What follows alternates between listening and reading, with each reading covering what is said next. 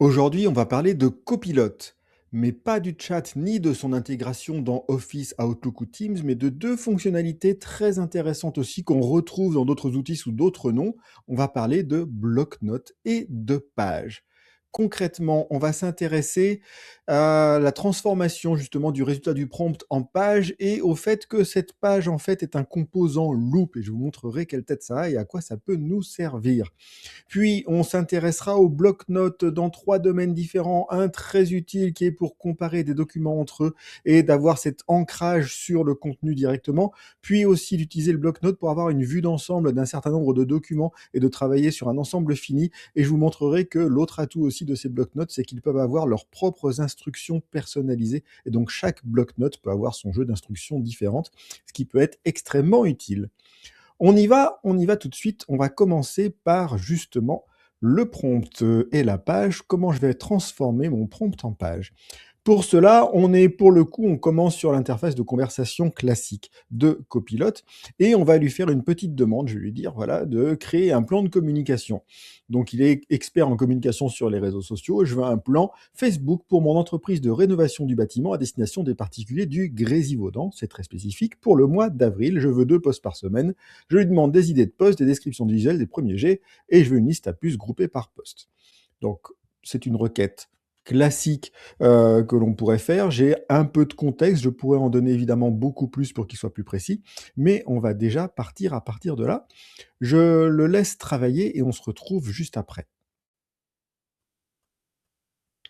Voilà, il a fait son travail, il m'a fait mon plan éditorial pour avril, 8 postes 2 par semaine. On a bien mon poste 1, le poste 2, on a bien mes listes à puces telles que je lui avais demandé, donc tout le contenu y est. Jusqu'ici, rien de très nouveau, ça a fonctionné et il a fait ce que je lui ai demandé. Ce qui va être intéressant à partir de là, c'est qu'on va lui demander de l'éditer dans la page. Vous voyez ce petit bouton en bas, modifier dans page, c'est cela qui va nous intéresser maintenant. Quand je clique dessus, vous avez la même chose avec le Canva dans Gemini ou dans ChatGPT, ça va ouvrir ce même contenu dans un contexte différent. J'ai maintenant sur ma gauche la conversation de Copilot et j'ai sur la droite le contenu sous forme de page. La petite différence que cela fait, c'est que maintenant tout ce contenu est sous forme de blocs. C'est en fait un composant loop je peux rajouter ensuite des blocs de texte. Donc ça devient un contenu totalement éditable. C'est un peu comme si j'avais un Word et en l'occurrence, c'est un composant loop avec toutes les possibilités de modification que j'ai. Donc je peux commencer à travailler dessus et à faire toutes les modifications que je souhaite à partir de ma sortie de Copilot. Et je peux même, sur le bouton créer qui est ici, exporter ce contenu sous forme de document Word ou de PDF. Donc fini les copier-coller maladroits ou potentiellement la mise en page n'était pas respectée. Là, je peux directement le sortir tel quel. Donc ça, c'est le premier point, comment je vais passer justement de mon prompt à la page pour pouvoir derrière la modifier et potentiellement l'exporter. On a parlé du composant loop, je vais vous montrer concrètement ce que cela signifie aussi. L'intérêt d'un composant loop, c'est que chaque personne qui le modifie, ça va impacter tous les autres. Donc on est sur un contenu qui est totalement synchronisé. Le bouton partager ici, voilà, je peux faire un lien sur la page où je peux copier le composant. Et en l'occurrence, ce qui va nous intéresser ici, c'est de copier le composant. Ce composant, par exemple, vous pourrez le partager dans un groupe Teams, donc entre vous. Et le gros intérêt du composant, c'est que si la personne le modifie dans le groupe Teams, ça va se voir ici. Donc là, je vais faire une modification par Eric le 24 mars. Et si je retourne sur ma conversation, on voit que le composant a été modifié aussi en temps réel. Donc on n'est plus sur une conversation statique, on est sur un document qui va vivre de manière synchronisée sur l'ensemble des supports sur lesquels il a été partagé. C'est très intéressant notamment sur les notes de réunion, les composants loop, et c'est ce que va faire Teams quand il extrait les notes de réunion, il en fait un composant aussi. Donc là, votre page que vous avez extraite à partir de la conversation devient un composant loop qui est modifiable et qui est synchronisé. Donc les pages, vous pourrez tester, on peut en faire plein de choses, mais il y a déjà des choses extrêmement intéressantes que l'on peut voir à partir de là. Troisième chose que nous allons regarder ensemble, c'est l'utilisation du bloc-notes et notamment dans 2 versions. La première, c'est pour comparer des fichiers entre eux et la deuxième, c'est pour avoir une vue d'ensemble puisque, dans le bloc-notes, on va avoir plusieurs fichiers et le gros intérêt, c'est d'ancrer les réponses, le grounding comme ils disent en anglais, sur exactement les documents que vous avez pour éviter toutes les hallucinations. Donc on regarde ça. Où ça se trouve les bloc-notes? Ça se trouve sur la gauche, sous vos conversations, vous avez une entrée qui s'appelle bloc-notes et comme souvent chez Microsoft, ils ont du mal avec les noms, donc à gauche, c'est marqué bloc-notes et à droite, c'est marqué notebook, mais on va y arriver et ce qui va nous intéresser pour l'instant, c'est la comparaison de contrats et donc ce que j'ai fait dans ce bloc-notes, c'est que je lui ai mis 2 fichiers, la V1 et la V2 du contrat que j'ai fait pour la société TechPro. TechPro, c'est cette société ici qui est une société fictive dont je me sers pour les formations. Et donc, ça me permet d'avoir un contexte un peu plus complet. Accessoirement, on va le voir juste après, c'est quelque chose que je vous encourage franchement à faire, c'est d'avoir quelque part un document qui détaille qui vous êtes, ce que vous faites. Ça va vous servir énormément dans les interrogations, les questions que vous pourrez poser ensuite. Ça fournira beaucoup plus de contexte et ça aide beaucoup. Ces 2 contrats, ils sont un peu différents, mais pas tant que ça. Je vous avoue, pour préparer c donc j'avais essayé de faire des choses un peu différentes, mais pas trop et pour préparer cette vidéo, j'avais l'impression que c'était les 2 mêmes fichiers, mais non, pas tant. Sur l'article 3, on a des petites différences. Il y a un paragraphe en plus dans la version un peu plus restrictive du contrat et donc c'est tout l'intérêt de cette aide de copilote, c'est qu'effectivement, à l'œil nu, on peut se dire que les contrats sont assez semblables et si on devait comparer les 2, ce serait un tout petit peu fastidieux. Et donc ce que l'on va faire ici, c'est qu'on va demander à Copilot de les comparer et donc c'est ce que j'ai fait ici.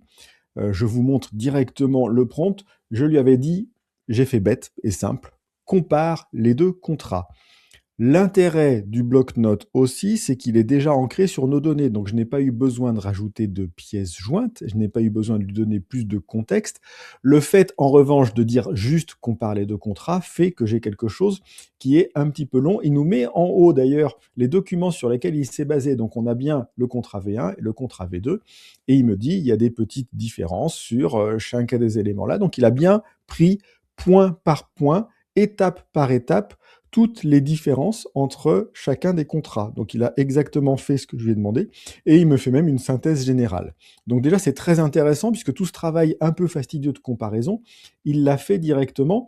Là où je peux continuer à préciser, c'est que je peux lui dire résume les différences fondamentales sous forme de tableau. C'est là où vous reprenez vos prompts de qualité. Compare les 2 contrats n'est pas un prompt de qualité. Et là, vous allez pouvoir définir précisément quelle sortie vous voulez et pour quel usage. Vous pourriez aussi dire, j'ai ces 2 versions du contrat pour tel client et tel client. Pourquoi est-ce qu'on a 2 versions et quelles sont les différences pour chacun des clients et quelle est la plus précise ou la plus restrictive ou la plus agréable, etc. Et donc voilà, par exemple ici, là, je lui ai demandé un tableau récapitulatif. Il m'a fait exactement un tableau récapitulatif avec les principales différences. Donc le gros intérêt de tout ça, c'est qu'on est vraiment dans une requête qui est spécifique sur mon contenu et quand on parle de comparaison, il va vraiment être en capacité d'analyser exactement les documents que je lui ai fournis. Ça, c'est un premier usage du bloc-notes du fait qu'il est ancré sur vos données. Le deuxième usage qui est très intéressant aussi, c'est de lui fournir plusieurs types de documents qui va vous permettre de faire une analyse croisée de vos différentes informations. Et là, en l'occurrence, on va se réintéresser à TechPro et on va prendre le deuxième bloc-notes qui est ici. Et dans ce bloc-notes, j'ai 3 documents. J'ai la présentation de TechPro qui me permet de donner le contexte, de quoi parlons-nous et qui est cette société. J'ai mis aussi le SWOT de TechPro que, accessoirement, j'avais fait réaliser avec le prompt que j'ai partagé dans mon article sur le SWOT et je vous mets le lien de l'article aussi. Et donc ce SWOT, je l'ai fait notamment en m'appuyant sur le contexte que j'avais là. C'est le double intérêt. Et puis, j'ai sorti aussi l'Excel du suivi des ventes entre 2024 et 2025 qui nous permet d'avoir aussi une vision complète de la société. Donc ces 2 tableaux de chiffres ont été fournis, on parlera du troisième ensuite. Donc on a une présentation de la société, on a un SWOT et on a des chiffres de vente. Et à partir de là, la première chose que je lui ai demandé, c'est de m'établir une vue globale. Et donc la manière dont je lui ai demandé, c'est ainsi: agis comme un analyste financier, rédige une vue d'ensemble concernant TechPro en croisant les différents documents. Je ne lui dis pas quels sont les documents, donc on a 2 Word et un Excel. Structure ta réponse avec le contexte, les chiffres clés, les points d'attention et les prochaines étapes. Et donc, qu'est-ce qu'il fait? Il est allé lire ces 3 documents. Sur le contexte, on est majoritairement sur le Word qui présente la société, plus une partie du SWOT, déjà, qui est allé chercher. Sur les chiffres clés, on est en partie sur le Word et en grande partie sur l'Excel, puisque toutes les données sont ici, et ça permet de faire des calculs, etc. Et puis ensuite, on a l'analyse que je lui ai demandé, donc quels sont les points d'attention et quelles sont les prochaines étapes par rapport à ce qu'il a pu lire.